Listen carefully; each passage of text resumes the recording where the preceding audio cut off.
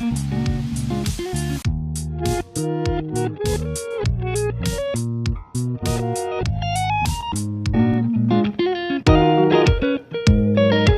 palm of basketball.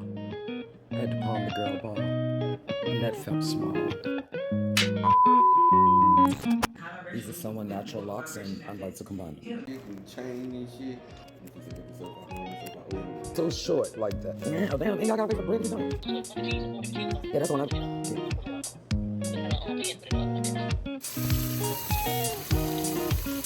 If I really know how to market things, then this would be off the check.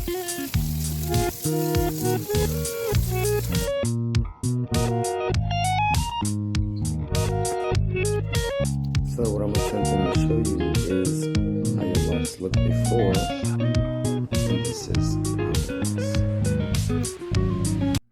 Some of the wicks were big, so what I did was take one lock off of each of the big wicks and added them to the smaller wicks.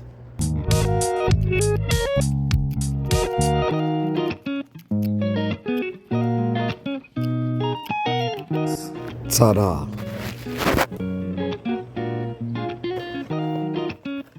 Oh God, it's just awesome.